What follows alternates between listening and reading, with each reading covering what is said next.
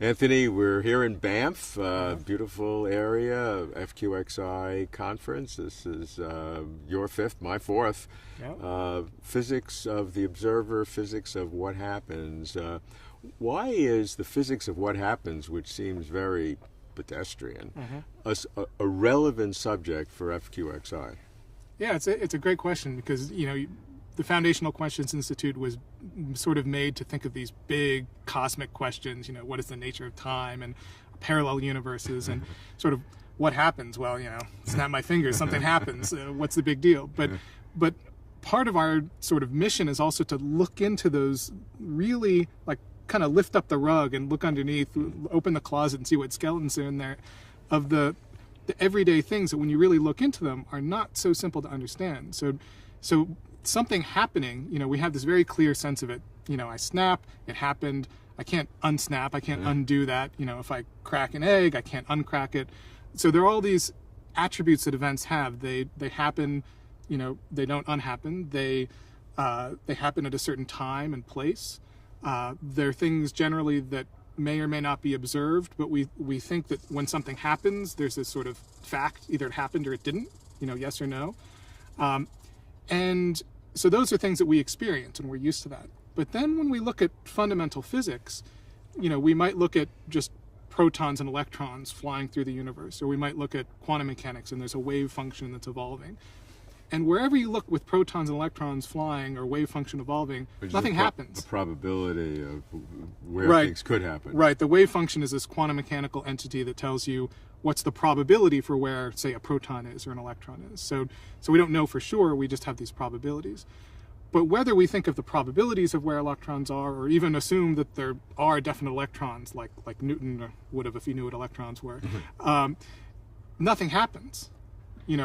The electrons move along, the protons move along, the wave function evolves. There's nothing happening. There's nothing that really happens at a particular time or place.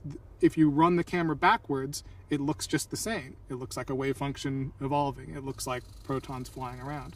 So somehow the universe that we think is fundamentally described by this evolving wave function or flying around atoms, somehow out of that all of this happening takes place. Discrete events that we say happened and can't unhappen. Right. Things that are irreversible, things that are a sort of objective reality, things that we can point to and say that happened instead of that, and this happened and that didn't happen. Sequence of which happened first. Yeah. And when you start to analyze, well, how do we get from this description that fundamental physics gives us to this description that is our everyday life, you have no idea how to do it. Nobody knows how to do it.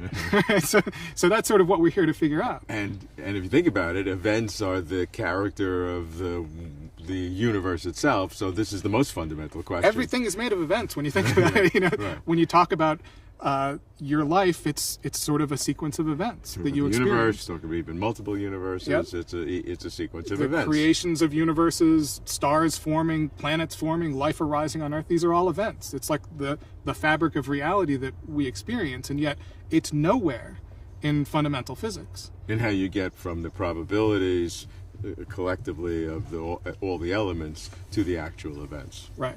So this is what you're going to discover in the next few days. well, we'll maybe make some progress. So it's a little unfair to say we know nothing about this. A major part of quantum mechanics, that is this description of tiny objects and individual particles. We can only describe them in terms of their probabilities. So we have this entity, the wave function, that describes the probability for particles being here or there. And then we say we measure the particle and it's here or there. So that's in some sense an event, right? Something happened, we measured it, and then after that we can't unmeasure it. Once we know where the particle is, we can't put it back in the wave function. We've destroyed something, in fact, when we've done that measurement. And so one sort of basic idea of an event that comes out of quantum mechanics is when you measure something, when you make a quantum measurement, that's an event. Now that would be great if we understood what quantum measurement meant, but we don't. so it's progress of a sort. We do have events that are a part of fundamental physics, but they raise almost as many questions as they sort of answer. That's the whole purpose of FQXI. Well, yeah, yeah. So replace seemingly boring questions with really more interesting ones, or replace interesting questions with even more interesting ones. And they're all fundamental to what happens everywhere. Yeah, in this case, in terms of events, it sort of takes a wide range. It can go from, events that are the tiny quantum mechanical ones to the creation of a universe.